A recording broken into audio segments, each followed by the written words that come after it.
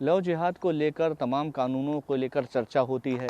मध्य प्रदेश सरकार इसका एक ड्राफ्ट तैयार कर रही है कि अगर किसी भी अलग धर्म में दो लोगों को शादी करनी है, लड़का लड़की को, तो 1 महीने पहले कलेक्टर को आवेदन देना होगा। इस सारे कानून की ज़रूरत आखिर क्यों पड़ी, इस पर पूरे देश में ही मंथन चल रहा है, जिस पर असल में ये परेशानी या कहें कि ये मुश्किल उनके सर पर टूटती है जो लव जिहाद के असल विक्टिम हैं। उनसे हम अब बात कर रहे हैं। हमारे साथ जो पीड़ित हैं वो मौजूद हैं, जो इस पूरे दर्द से गुजरी हैं। क्या घटना हुई थी, कब की बात है और आपको कैसे फंसाया गया था? मैं 2012 में 2010 की बात है। मैं स्कूल जाती थी, 8 क्लास में पढ़ती थी। तो वो मुझे वहाँ आके परेशान करता था। तो मैंने अपने घर वालों से भी शिकायत की उसके बारे में। तब भी वो मुझे परेशान करने लगा। तो मेरे घर वालों ने उसे समझाया, तो फिर उसने 2-3 महीने मुझे नहीं परेशान करा। उसके बाद फिर करने लगा मुझे परेशान वो। तो उसने अपना नाम सूरज विश्वकर्मा बताया था। अच्छा। उसके बाद फिर वो मुझे फ़ोन करने लगा, मैसेज करने लगा। तो मैं रिप्लाई नहीं करती थी, तो भी वो मुझे परेशान करने लगा बार बार फ़ोन लगा लगा के कि मैं तुमसे प्यार करता हूँ, मैं तुमसे शादी करना चाहता हूँ, ऐसा वैसा। तो हमारी मम्मी काम करने जाती थी। इस तरीके से वो 1 आध साल तक मुझसे बात करते रहा। उसके बाद उसने नाम अपना सूरज विश्वकर्मा बताया तब। फिर हमारी मम्मी काम करने जाती थी। तो वो एक दिन घर पर आया, मुझसे बोलने लगा कि मुझे शादी करनी है तुमसे। तो मैंने उससे कहा कि नहीं, मैं अभी शादी नहीं कर सकती हूँ, मेरी मम्मी घर पर नहीं है अभी। तो उसने फिर भी है ना मुझे परेशान करना शुरू कर दिया। फिर कहने लगा कि मैं तुझसे शादी करना चाहता हूँ, ऐसा वैसा। तो मैंने कहा मैं अभी शादी नहीं करना चाहती हूँ। तभी वो मुझे ज़बरदस्ती लेके चला गया कोर्ट। और उसके बाद उसने मुझे ज़बरदस्ती, वहाँ पर उसके घर वाले भी आए थे, उसकी माँ, उसका भाई, उसकी भाभी, उसके पापा सभी मौजूद थे। तब मुझे पता चला कि वो मुस्लिम है, उसका नाम शफीक खान है। अच्छा। और मैंने उससे कहा कि मैं नहीं करना चाहती हूँ शादी तुमसे। तो भी उसने कहा कि तू अब कहीं नहीं जा सकती है, तुझे मुझसे शादी करना पड़ेगी। मना करने के बाद भी उन लोग ने 10 रुपए की नोटरी पर मुझसे साइन करवा लिए। अच्छा। जी। फिर आप जब उससे शादी हुई, उसके बाद क्या हुआ? उसके बाद फिर वो अपने घर लेके चला गया था मुझे। 3 दिन में वहाँ उसके घर रही थी। और उसके बाद फिर वो मुझे भुसावल लेके चला गया था। भुसावल में मैं उसके साथ 5 साल रही। वहाँ पर उसने ज़बरदस्ती बच्चे करवाए, मारपीट की और धर्म परिवर्तन करने का कहा, नहीं करने पर मारपीट करता था। धर्म बदलने के लिए कहते जी, धर्म परिवर्तन करने का कहता था, नमाज़ पढ़ने का कहता था, बुर्का पहनने का कहता था, और नहीं करने पर मारपीट करता था। उसके भाई, उसकी माँ भी आती थी, वहाँ पर आती जाती रहती थी। वो भी परेशान करती थी, कहती थी कि अगर धर्म परिवर्तन नहीं करा तो हम तुझे जान से मार देंगे, तेरे घर वालों को मार देंगे। ऐसी धमकियाँ देते थे वो लोग। हैं। कैसे निकले उनके चंगुल से आप बाहर? जी, अभी मैं 2 साल से अलग रह रही हूँ। तो उसके बावजूद भी वो मुझे परेशान करता है। 2 साल पहले की बात है, वो जब मुझे इधर भोपाल लेकर आया था 3 साल पहले, तो उसने अपने घर पे रखा था मुझे 3 महीने। तो उसके घर पे रखने के उसके घर वालों ने मुझे बंदेज में रखा, घर से आने जाने नहीं दिया, घर के अंदर ही रखते थे। मम्मी से कोई, मेरे घर वालों से कोई बातचीत नहीं करने देते थे। तब खूब मारपीट करते थे, धर्म परिवर्तन करने का कहते थे, और नहीं करने पर मारपीट करते थे वो लोग। आपको कभी ये एहसास हुआ इस पूरे दौर में कि साजिश के तहत आपको फंसाया गया, आपका धर्म बदलने के लिए? जी, ज़बरदस्ती करी ना, साजिश करी। उसने मुझे धमकियाँ भी दी कि अगर तूने मेरे कहने पे नहीं चली तो मैं तेरे घर वालों को ऐसा कर दूंगा, मेरे पूरे परिवार को मारने की धमकी दी।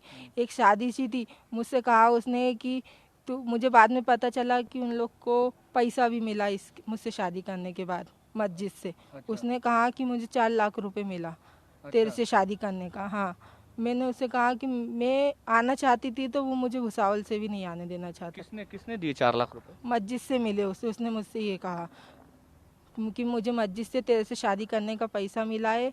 और उसके बावजूद भी वो मुझे परेशान करे जा रहा है। मैं 1-2 साल से अलग रह रही हूँ, सिलाई कर रही हूँ, तो भी वो मुझे परेशान कर रहा है, नहीं रहने दे रहा है। मैंने 2 साल से कंप्लेंट कर रही हूँ, पुलिस वाले भी कोई कार्रवाई नहीं कर रहे। पुलिस वालों का रिस्पांस क्या रहता है? आप जब जाते हो पुलिस में, शिकायत आपने की थी, तो पुलिस ने कुछ एक्शन लिया कभी? नहीं, कोई एक्शन नहीं लिया उसके खिलाफ। मैंने करौत पे भी कंप्लेंट की थी, छोले थाने पे 1.5 साल से मैं कंप्लेंट कर रही हूँ, वहाँ पे भी पुलिस वाले कोई कार्रवाई नहीं कर रहे हैं, उल्टा हमें ही भगा देते हैं, हम थाने जाते हैं तो वो मुझे रोज़ आके परेशान करता है। तेजाब, एक दिन उसने मेरे ऊपर घासलेट डाल दिया था और उसके बावजूद भी घर में घुस घुस के मारपीट करी उसने। मैं अकेली रह रही हूँ तो भी वो मुझे परेशान कर रहा है।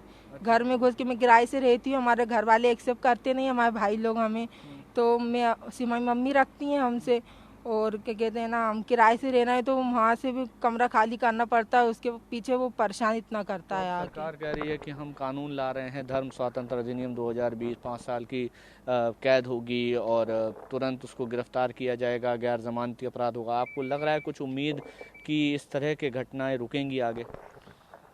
भैया ये तो मुझे नहीं पता ये रुक रही हैं या नहीं रुक रही हैं, लेकिन जो लड़कियां इन चीज़ों में उलझ चुकी हैं या उलझ सकती हैं, उन लोग से मेरा यही कहना है कि वो इन चीज़ों पे ध्यान रखते हुए इन लड़कों की साजिशों से, इन मुस्लिम लड़कियों की साजिशों से बचें और इन लोग के खिलाफ सख्त कार्रवाई होना चाहिए, क्योंकि जो लड़कियां हैं और आगे हो सकती हैं, इन लोग के लिए ज़रूरी है ये जानना कि ये लड़के लोग सिर्फ हिंदू लड़कियों को सिर्फ बच्चा पैदा करने की मशीन समझते हैं, बस बच्चे पैदा करे, छोड़े और फिर दूसरी लड़की को फंसा लिया।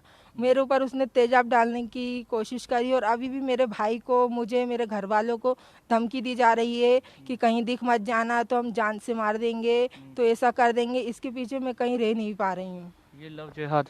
जी, लव जिहाद के पीछे क्या करना चाहिए, मैं इससे बहुत परेशान हो गई। मैं चाहती हूँ कि इसको कड़ी से कड़ी सज़ा मिले। ठीक है, पुलिस वालों से कुछ कहेंगी? पुलिस वालों के पास जब आप जाती हैं तो क्या कहते हैं पुलिस वाले? पुलिस वाले कहते हैं कि हमसे पूछ के नहीं करी थी तुमने शादी, हम कोई कार्रवाई नहीं कर सकते हैं, बस कहते हैं आवेदन दे दो, बस इतना बोल के भगा देते हैं वहाँ से। जो FIR दर्ज की गई है वो किन अपराधों में दर्ज की गई है? जी, कुछ तो मारपीट के लिए है, एक बार घासलेट का तेल डाला था उसने, उसकी है। धर्म तेजा परिवर्तन को लेकर के? नहीं है ना, धर्म परिवर्तन के लिए तो मैंने बहुत सारी कंप्लेंट की है। छोले थाने में मेरी कंप्लेंट है, क्योंकि मैं छोले पर ही रहती हूँ, तो बहुत ज़्यादा से ज़्यादा मेरी वहीं की है। तो पुलिस क्यों नहीं करती इस तरह की कंप्लेंट दर्ज, क्यों नहीं करती, क्यों बचती है इन सब चीज़ों से? पुलिस वाले कार्रवाई नहीं करते हैं, हमसे उल्टा सवाल करते हैं कि तुमने हमसे पूछ के थोड़ी ना की है जो हम तुम्हारी मदद करेंगे। पुलिस वाले ऐसे सवाल करते हैं उल्टे। तो अब आपको किससे उम्मीद है और क्या अपील करना चाहेंगी सरकार से?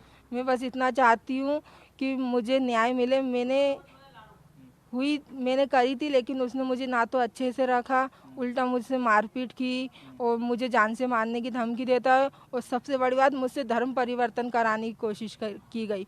मुझे खूब इस बात के लिए उसने मुझे बहुत मारा, उसके घर वालों ने, उसकी माँ ने, उसके पापा ने, उसके भाई ने, इन लोगों ने ज़बरदस्ती मुझे 3 महीने तक बंद करके रखा, घर से नहीं निकलने दिया, ना मेरे घर वालों से बात करने दी, और उसके बाद मैं अलग रह रही हूँ तो मुझे अब अलग भी नहीं रहने दे रहा है वो। शुक्रिया बात करने के लिए, और हम उम्मीद करते हैं कि प्रशासन के जो आला अफसर हैं, जो अपने AC कमरों में बैठ कर के कानून बनाते हैं, नई नई नीतियाँ बनाते हैं, वो कम से कम ग्राउंड पर उतरें और उन पीड़ितों की बात सुने जो दरअसल लव जिहाद का शिकार हुई हैं। इन पीड़िताओं की आवाज़ सही लोगों तक पहुंचाने के लिए ये हमारी मुहिम है, और कहीं ना कहीं इससे एक उम्मीद भी जगी है। जो मध्य प्रदेश में कानून बनाने की बात चल रही है, देश के अलग अलग प्रदेशों में बात चल रही है कि इसको लेकर के लव जिहाद पर लगाम कसने के लिए, अपने धर्म को संरक्षित करने के लिए, बचाने के लिए जो धर्म परिवर्तन करवाते हैं ज़बरदस्ती, उन पर लगाम कसने के लिए एक कानून की ज़रूरत महसूस हो रही है। वो ज़रूरत इसीलिए महसूस हो रही है क्योंकि जो मेरे साथ मौजूद हैं, इस पीड़िता की तरह तमाम लड़कियां आज के दौर में हैं जो इस तरह की घटनाओं से, लव जिहाद जैसे घटनाक्रमों से पीड़ित हैं, और हम उम्मीद करते हैं कि सरकार इसको लेकर के उचित कदम उठाएगी और पुलिस अधिकारी भी गंभीरता से अपनी जिम्मेदारी समझेंगे। कैमरामैन मुकेश के साथ मकरंद काले, TV9 भारतवर्ष, भोपाल।